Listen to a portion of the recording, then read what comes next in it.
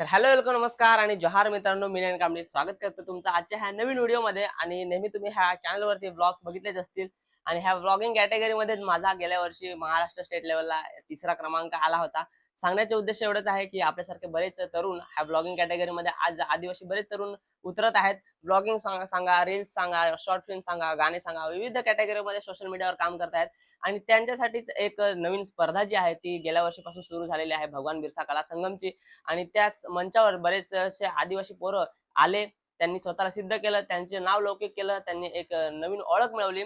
तर ह्याच्यासाठीच आजच्या व्हिडिओमध्ये तुम्हाला ह्या स्पर्धेबद्दल थोडीशी जी काही मला माहिती आहे ती देण्याचा प्रयत्न करणार आहे। कारण सोशल मीडियावर जेव्हा मी इंस्टाग्रामवर ह्या स्पर्धेबद्दल रील्स व्हिडिओ वगैरे टाकले, तेव्हा बऱ्याच जणांनी मला विचारलं की दादा ह्या स्पर्धेबद्दल नेमकं माहिती दे, नेमकं काय आहे स्पर्धेमध्ये, सहभागी कसं व्हायचं, विषय काय आहेत, रजिस्ट्रेशन कुठून करायचं, प्रवेश शुल्क किती आहे, अशा बरेचशा प्रश्नांची उत्तरं त्यांनी मला विचारली होती। तर आजच्या व्हिडिओमध्ये जास्तीत जास्त प्रश्नांची उत्तर देण्याचा प्रयत्न नक्की करेन। तर सगळ्यात पहिले स्पर्धा जी जी पण स्पर्धेची माहिती आहे ती तुम्हाला स्पर्धेच्या ऑफिशियल वेबसाईटवर भेटणार आहे। म्हणजे भगवान बिरसा कला संगमची जी ऑफिशियल वेबसाईट आहे, जी तुम्हाला गुगलला, क्रोमला कुठे भेटून जाईल, तर त्याच्यावरती सगळी जी माहिती आहे ती दिलेली आहे। आणि आज आपण त्याच वेबसाईट बद्दल जाणून घेणार आहेत आणि त्याच वेबसाईटला आज आपण ह्या व्हिडिओमध्ये बघणार आहेत। सगळ्यात पहिले मी माझ्या मोबाईलची स्क्रीन तुमच्यासोबत शेअर करतो, जी की तुम्हाला इथे बाजूला दिसेल। तर तुम्हाला आता बाजूला मोबाईलची स्क्रीन शेअर केलेली आहे ती दिसतच असेल। तर आपण सगळ्यात पहिले जाऊया भगवान बिरसा कला संगमच्या ऑफिशियल वेबसाईट वरती, जी की गुगलला आहे। मी ऑलरेडी ओपन केलं आहे, तुम्ही अशा पद्धतीने वेबसाईट आहे, हे बघा अशी पद्धतीने ओपन करू शकता भगवान बिरसा कला संगमची ही जी वेबसाईट। ह्याच्यामध्ये सगळ्यात पहिले तुम्हाला रजिस्ट्रेशन करून घ्यायचं आहे। रजिस्ट्रेशनसाठी तुम्हाला काय करायचं आहे, तर तुमचं नोंदणी फॉर्म, पण सगळ्यात पहिले तुम्ही हे बघा की तुम्हाला कोणत्या स्पर्धेमध्ये सहभाग घ्यायचा आहे, ठीक आहे। तर त्यांनी त्यांच्याबद्दल थोडीशी माहिती दिली आहे, ती तुम्ही इथे मराठीमध्ये वाचू शकता, एकदम सोप्या पद्धतीने आहे, मराठीत आहे त्यामुळे तुम्ही आरामात ती समजून घ्याल। इथे वेगवेगळ्या भाषांचे जे आहे रेकॉर्डिंग त्यांनी दिलेले आहे, म्हणजे पावरा, कोरकू, भील, वारली, गोंड, हे वेगवेगळ्या भाषांचे तुम्ही जर ऐकायचं असेल तर त्यांच्याबद्दल माहिती थोडीशी आपल्या भाषेमध्ये ऐकू शकता, वेगळ्या भाषेमध्ये, ठीक आहे। त्यांच्यानंतर स्पर्धेचे प्रकार दिले आहेत। तर स्पर्धेचे प्रकार सगळ्यात पहिले आपण बघून घेऊया। स्पर्धेच्या प्रकारवरती टच केल्यानंतर तुम्हाला विविध इथे दिसणार आहेत स्पर्धेचे वेगवेगळे कॅटेगरी आहेत। इथे ग्रुप स्पर्धा आहे, ती म्हणजे विधी, नृत्य, नाट्य।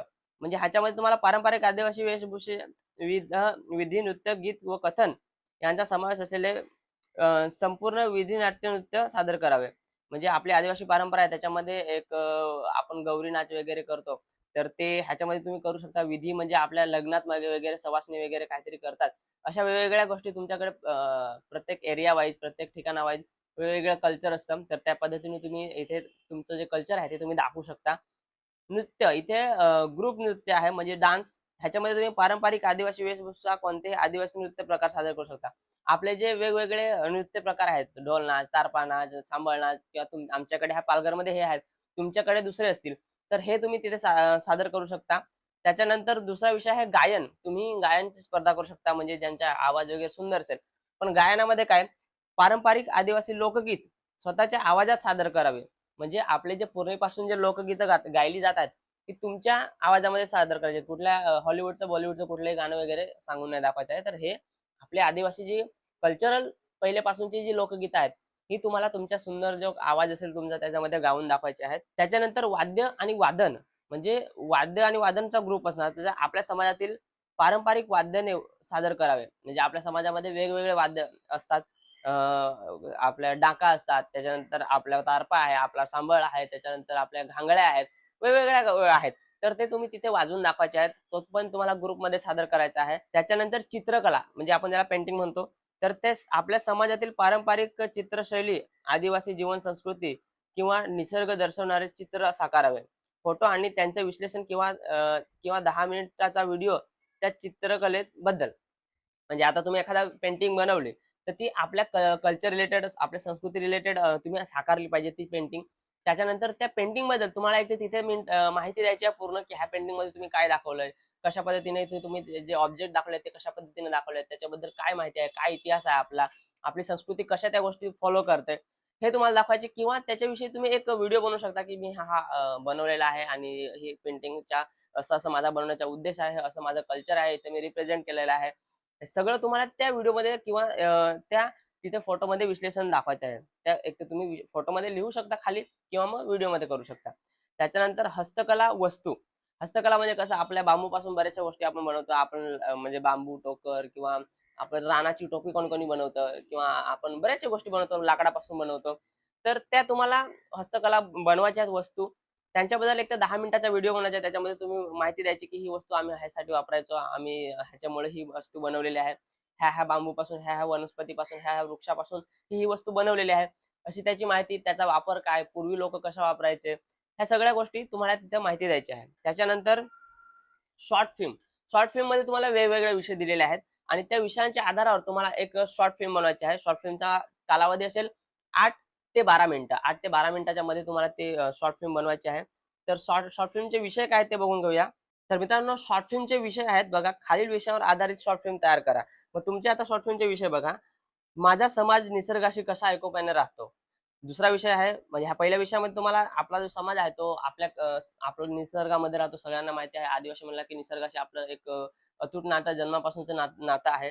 तर तो निसर्गाशी कसा एकोप्याने राहतो हे तुम्ही शॉर्ट फिल्म मध्ये एक सुंदर स्क्रिप्टिंग करून आणि मस्तपैकी व्हिज्युअलायझेशन इफेक्ट सगळं करून आणि एक चांगलं डायरेक्शन देऊन आणि तुम्ही एक शॉर्ट फिल्म बनवू शकता. त्याच्यानंतर माझ्या समाजातील स्वातंत्र्य योद्धे, आपले जे समाजामध्ये भगवान बिरसा मुंडांसारखे जे स्वातंत्र्य योद्धे होऊन गेले, त्यांच्यावर आधारित तुम्ही एक चित्रपट साकारू शकता. 8 ते 12 मिनिटाचा. त्याच्यानंतर तंट्या भिल होता, राघोजी भांगरे होते, ह्याच्या विषयावर तुम्ही छोटासा एक चित्रपट साकारू शकता. माझ्या समाजात महिलांचे स्थान, आपल्या समाजामध्ये महिलांचे जे स्थान आहे कशा पद्धतीने आहे, पहिल्या पूर्वीपासून कशा पद्धतीने होत होतं, पहिल्यापासून कसे आपण राहत आलेलो आहे, त्याच्यानंतर आता कसे आहेत, आता महिला कशा पद्धतीने, तुम्ही हे पूर्ण एक पूर्वीपासून आतापर्यंतची जी पूर्ण एक हे आहे सिक्वेन्स आहे तो दाखवू शकता आपल्या जीवनशैलीचा. त्याच्यानंतर माझ्या समाजातील सण आणि उत्सव, आपण आपले जे सण उत्सव करतो, आता कवळीची भाजी येणार आहे. कवळीची भाजी आपला एक उत्सव आहे प्रामुख्याने. ते उत्सव केल्यानंतर आपण बरीचशी शेतीची कामं वगैरे, पेरणी वगैरे सुरू करतो. तर हे असे जे वेगवेगळे आपले जे उत्सव आहेत, आपल्या बार्शी असतात, आपला गावदेव असतो, हे सगळे उत्सव आहेत हे तुम्ही त्या शॉर्ट फिल्मच्या मदतीने दाखवू शकता. त्याच्यानंतर माझ्या समाजातील कथा, आपल्या समाजामधील ज्या पूर्वीच्या कथा होत्या, की काय आपल्या वाडवडील बऱ्याचशा कथा आपल्याला सांगायचे. त्या कथेवर आधारित आता आपण एक शॉर्ट फिल्म बनवू शकतो. जसे की आपल्याकडे एखादी भूताची कथा असेल, की आपल्याकडे खैस असायचा, रानभूत असायचं, हे आपली एक मानता असायची, असेल नसेल आपल्याला माहिती नाही. पण असे असतील किंवा हे एक मी तुम्हाला एक्झाम्पल देतोय. ह्याच्यासारख्या वेगवेगळ्या कथा तुम्ही थोर पुरुषांच्या कथा किंवा अजून वेगळं काही हे तुम्ही साकारू शकता किंवा तुमचीच एखाद्या चांगल्या इन्स्पिरेशनल एखाद्याची लाईफ स्टाईल असेल, की तो खूप गरीब होता आपल्या समाजातील मुलगा, पहिले काहीतरी वेगळं काम करायचा आणि त्यानंतर शिकल्यानंतर आता चांगल्या पोस्टवर आहे. अशी कथा तुम्ही दाखवू शकता. तर ह्या विषयांच्या आधारावर तुम्ही एक शॉर्ट फिल्म बनवू शकता 8 ते 12 मिनिटाची. ठीक आहे. इथे तुम्हाला अपलोड करायचा ऑप्शन दिलेला आहे. रील्स बघा, खालील विषयावर आधारित रील्स तयार करा. रील्सचे विषय काय आहेत? माझ्या समाजातील जुन्या परंपरांना पुन्हा सुरू करणे. आपल्या ज्या परंपरा आहेत त्या पहिले वेगवेगळ्या होत्या. काळानुसार बऱ्याचशा परंपरा बदललेल्या आहेत. तर त्या परंपरांना कशा पद्धतीने आपण पुन्हा सुरू करतो आणि त्या परंपरा कशा आपल्याला फायद्याच्या होत्या, ह्याच्याबद्दल तुम्हाला माहिती ह्या रील्सच्या माध्यमातून द्यायची आहे. त्या पद्धतीने एक तुम्ही रील्स बनवू शकता. रील्सचा कालावधी असेल 2 ते 3 मिनिटं. 2 ते 3 मिनिटाची रील्स तुम्ही बनवू शकता. पुढचा विषय आहे माझ्या समुदायाविषयीचे गैरसमज दूर करणे. आपल्या समुदायाविषयीचे बरेचसे गैरसमज आहेत. आपल्या समुदायामध्ये सुद्धा बऱ्याचशा अंधश्रद्धा आहेत, की आपण एकमेकांवर वेगवेगळ्या गोष्टींवरती विश्वास ठेवतो, जे की ऍक्च्युअल मध्ये तसं काही नाही आहे. बाकीचा समाज सुद्धा आपल्या समाजाबद्दल बऱ्याचशा गोष्टीचा गैरसमज बाळगतो. मग ह्याच्याबद्दल तुम्ही हा गैरसमज दूर करायला पाहिजे म्हणून काहीतरी एक वेगळी रील बनवू शकता ह्या विषयाच्या आधारावर. त्याच्यानंतर माझ्या समाजातील पारंपरिक गोंधळ आणि त्यांचे अर्थ. गोंधळ म्हणजे काय, जे आपल्या जुन्या आपल्या आई वडील होते त्यांच्या, म्हणजे मोस्टली लेडीज, आपल्या ज्या पहिल्या महिला होत्या त्यांच्या कपाळावर गोंधलेलं असायचं, हातावर गोंधलेलं असायचं, इकडे गोंधलेलं असायचं, इकडे गोंधलेलं असायचं. तर ते गोंधन कशासाठी होते, म्हणजे बऱ्याच वेळेस इकडे देवांचं वगैरे गोंधन असायचं किंवा दुसरे काय असेल कणस्तरीचे गोंधन गोंधले जायचे. तर ते गोंधन जर तुम्हाला भेटले, की तुमच्या परिसरामध्ये कुठे गोंधन असं केलेले आहेत, तर त्याच्याबद्दल तुम्ही दाखवू शकता आणि त्याच्याबद्दल माहिती देऊ शकता, की अशी अशी गोंधन आहेत, की पहिले का गोंधली जायची. तर ती माहिती तुम्ही त्या रील मध्ये देऊ शकता. त्याच्यानंतर माझ्या समुदायातील यशस्वी व्यक्तींची कथा. आपल्या समुदायामध्ये बरेचसे यशस्वी व्यक्ती होऊन गेलेले आहेत. म्हणजे तंट्याबीर राघोजी भांगरे हे तर खूप आधीचे. पण आता रिसेंटली मध्ये काही काही आहेत. आता जसं की आपले भिकल्या बाबा धिंडा आहेत. तर त्यांना पद्मश्री अवॉर्ड भेटला. तर तसे एक महान व्यक्ती, यशस्वी व्यक्ती, की त्यांनी काहीतरी केलेलं आहे. त्याच्यानंतर आपले जे वारली पेंटर होते, भीमा म्हसे, तर त्यांची सुद्धा एक चांगली लाईफ होती. म्हणजे त्यांनी एक वारली पेंटिंग आपले पूर्ण जगभर प्रसिद्ध केली. तर असे जे पुरुष आहेत आपल्या आदिवासी समाजामधील, ह्यांच्याबद्दल तुम्ही माहिती देऊ शकता. त्या छोट्याशा रील्स मध्ये त्यांची माहिती देऊ शकता. त्याच्यानंतर माझी सभी सभी भारतवासी मूल निवासी हा एक विषय आहे की सभी भारतवासी मूल निवासी ह्या विषयावर तुम्ही एक रील बनवू शकता. त्याच्यानंतर ब्लॉग्स, पुढची कॅटेगरी आहे ब्लॉग्स. तर ब्लॉग कॅटेगरीमध्ये खालील विषयावर आधारित ब्लॉग्स तयार करा. माझ्या समुदायातील जंगलातील पवित्र स्थळे. आपले जे समुदाय आहेत त्याच्यामध्ये जंगलामध्ये भरपूर पवित्र स्थळे आहेत. त्या पवित्र स्थळांना कशी आपण भेट देणार आणि त्या पवित्र स्थळांना का पूजले जायचं, पूर्वज आपले का पूजतात, आपण चेडे बसवलेले असतात. त्याच्यानंतर आपले मोस्टली चेडे जंगलामध्ये भरपूर असतात आपले आणि दगडाला शेंदूर वगैरे लावलेला असतो. तर हे सगळी जी पवित्र स्थळे आहेत ती जंगलामध्ये आहेत, त्यांना तुम्ही व्हिजिट द्यायची, त्यांच्याबद्दल माहिती द्यायची आणि त्याच्यावरती एक ब्लॉग बनवायचा. ब्लॉगचा टायमिंग आहे 10 ते 15 मिनिटं कालावधी आहे. तर सॉरी 5 ते 10 मिनिटं कालावधी आहे. 5 ते 10 मिनिटाच्या कालावधीमध्ये तुम्हाला ब्लॉग्स बनवायचे आहे. ठीक आहे. त्याच्यानंतर माझ्या समुदायाच्या ऐतिहासिक स्थळांना भेट देणे. आपल्या समुदायातील जे ऐतिहासिक स्थळ आहेत पूर्वीपासून, तर त्या स्थळांना भेट द्यायचं आणि त्यांच्याबद्दल माहिती द्यायची की इथे पहिले काय होतं आणि आतापर्यंत आम्ही कशा पद्धतीने ही जपलेली आहेत किंवा त्यांची पूजा कशी आपण करतोय. तर ती ऐतिहासिक स्थळ त्याच्याशी आपला काही इतिहास जुळलेला आहे का? तर ह्या सगळ्या गोष्टी त्या आपण व्हिडिओमध्ये दाखवू शकतो. त्याच्यानंतर माझ्या गावातील एक दिवस. माझ्या गावातील एक दिवस हा माझ्या गेल्या वर्षीच्या ब्लॉगचा टॉपिक होता आणि त्याच्यावरती मी ब्लॉग बनवलेला आणि त्याच्यात मला 3रा नंबर आला. तर तो जर ब्लॉग तुम्हाला बघायचा असेल तर माझ्या चॅनलवरती आहे आणि हा तुम्हाला त्याची मी डिस्क्रिप्शन मध्ये लिंक देईन. तिथून तुम्ही तो ब्लॉग बघू शकता. त्याच्याबद्दल तुम्हाला मी काय काय दाखवलं होतं थोडीफार आयडिया येईल आणि तिथून तुम्ही थोडीफार आयडिया घेऊ शकता. त्याच्यानंतर माझ्या समुदायाच्या घरांचे वेगळेपण. ह्याच्यामध्ये काय आहे, आपल्या समुदायामध्ये वेगवेगळी घरं असतात. आता तर स्लॅबचे आलेले आहेत. पण पूर्वीपासून वेगवेगळी घरं असायची, कौलाची घर असायची. त्याला आपण कार्वीने कूड बनवायचो. भिंतीला आपण चोपायचो म्हणजे जमिनीपासून थोड्या वरतीपर्यंत थोडंसं माती टाकून आणि चोपायचं जेणेकरून ती ऑल आहे ती यायला नाही पाहिजे. भिंतीच्या बाजूला दगडांचं ते आपण अ, पझारी वगैरे बोलतो किंवा आपण भिंतच बोलतो त्याला. तर ते दगडाने चौफेर बाजूने आपण जे करतो. अशा वेगवेगळ्या गोष्टी आहेत. आपल्या घरामध्ये माळा असतो त्याच्यावरती आपण धान्य ठेवतो. तर त्या गोष्टींचे वेगळेपण आपण ह्या व्हिडिओमध्ये दाखवू शकतो. त्याच्यानंतर माझ्या परिसरातील रानभाज्या बनवण्याच्या पद्धती.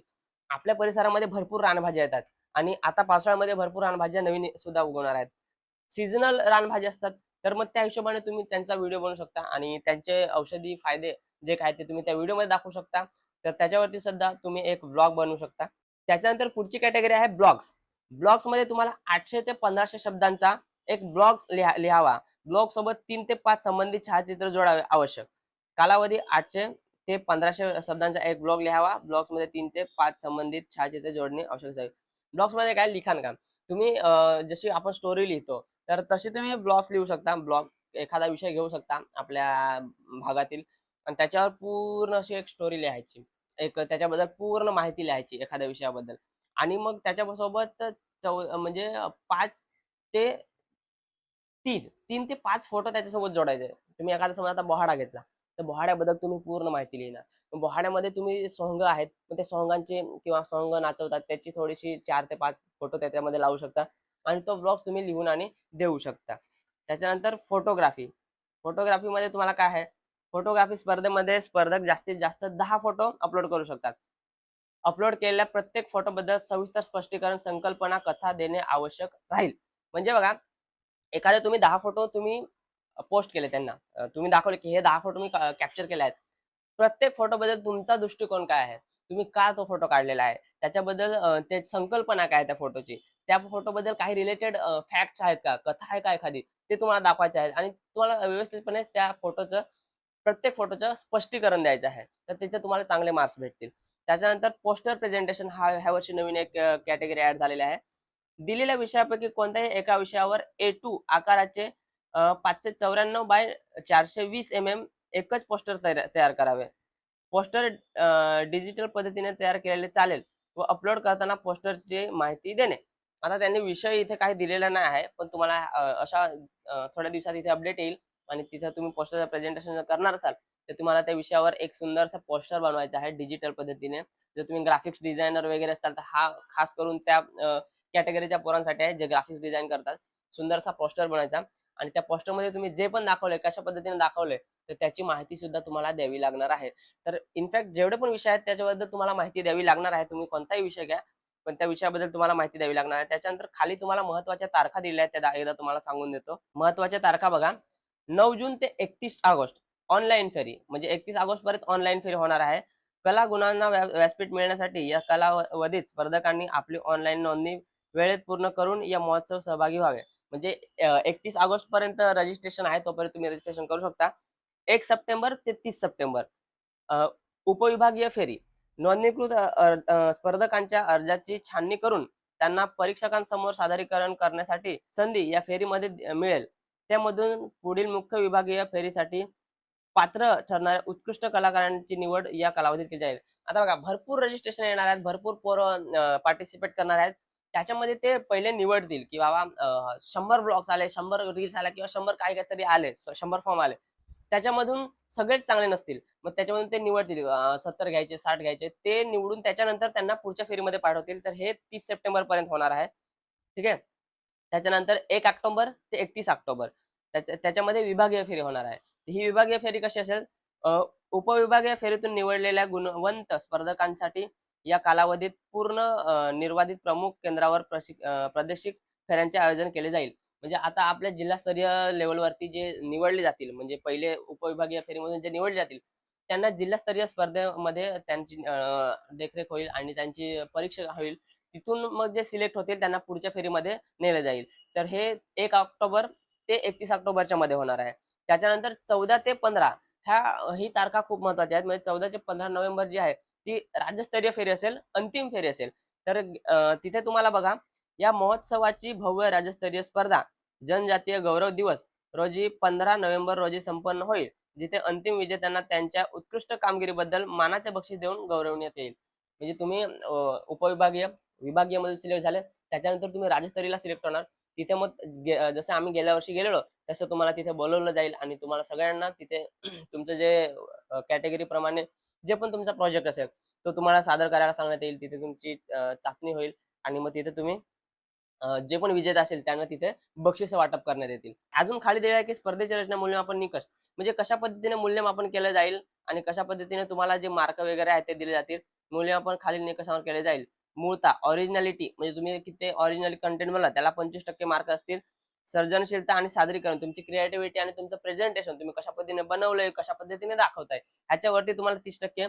विषयाची सुसंगतता, रिलेव्हन्स टू द थीम, तुम्ही जो विषय निवडलेला आहे त्या विषयाला अनुसरून तुम्ही तुमचा व्हिडिओ बनवलेला आहे का आणि तो रिलेट करतोय का तुमच्या विषयाला, त्याच्यावरती तुम्हाला 25 मार्क मिळतील. त्याच्यानंतर विषयाची व्याप्ती, तुम्ही विषय जो निवडला आहे तो जास्तीत जास्त कव्हर केलाय का तुमच्यामध्ये, त्याच्यामध्ये तुम्ही जास्तीत जास्त डिटेल्स ऍड केलेले आहेत का त्या विषयाच्या संबंधित, ह्याच्याबद्दल तुमचे 20% मार्क असतील आणि ह्याच्यावरती तुम्हाला टोटल मार्किंग सिस्टम दिली जाईल. त्याच्यानंतर तुम्हाला इथे अजून एक बक्षीस, तुम्हाला मेन तर ते आहे, तुम्हाला सगळ्यांना बघायचे असतील.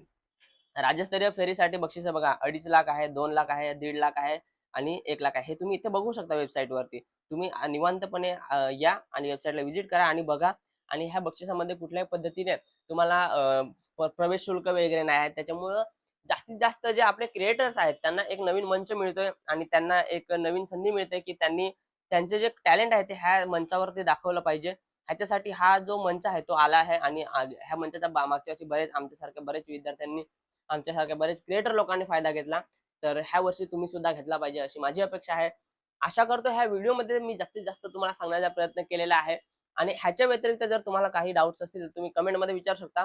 व्हॉट्सअपला माझा ग्रुप बनवलेला आहे मी, ग्रुपची लिंक तुम्हाला डिस्क्रिप्शन मध्ये मिळेल. त्या ग्रुपमध्ये तुम्ही जॉईन होऊ शकता आणि त्या ग्रुपमध्ये तुम्हाला जे पण काही डाऊट्स असतील ते मी माझ्या पर्सनल लेवलवरती, माझा जो एक्सपिरियन्स होता, जो मी विनिंग एक्सपिरियन्स माझा जो आहे मागच्या वर्षीचा, त्या एक्सपिरियन्सच्या बेसिसवरती तुम्हाला ह्या विषयाबद्दलची तुम्ही माहिती देईन. तुमचा कोणताही विषय असेल मला तोपर्यंत तुम्ही जर मला पर्सनल कॉन्टॅक्ट केला तर मी तुम्हाला माहिती देण्याचा नक्की प्रयत्न करेन. आशा करतो ह्या व्हिडिओमध्ये बऱ्याचशा प्रश्नांची उत्तर भेटले असतील. ह्याच्या व्यतिरिक्त काही तुम्हाला विचारायचे असेल तर कमेंट बॉक्स तुमच्यासाठी रिकामा आहे. इंस्टाग्रामला फॉलो केलं असेल तर तिथे फॉलो करून घ्या. बऱ्याचशा अपडेट इंस्टाग्रामला मी डेली टाकत असतो ह्या स्पर्धेबद्दल, तर तिथे सुद्धा फॉलो करून घ्या. इंस्टाग्रामची आयडी मी देतो किंवा इंस्टाग्रामची लिंक माझ्या डिस्क्रिप्शन मध्ये आहे. भेटूया पुढच्या व्हिडिओमध्ये. ह्या व्हिडिओमध्ये तुमची रजा घेतो. काळजी घ्या आणि स्पर्धेमध्ये सहभागी नक्की व्हा. तुमचा टॅलेंट दाखवण्यासाठी एक सुवर्ण संधी आलेला आहे, त्या संधीचा फायदा नक्की घ्या. भेटूया पुढच्या व्हिडिओमध्ये. तोपर्यंत काळजी घ्या. धन्यवाद. जय जोहार.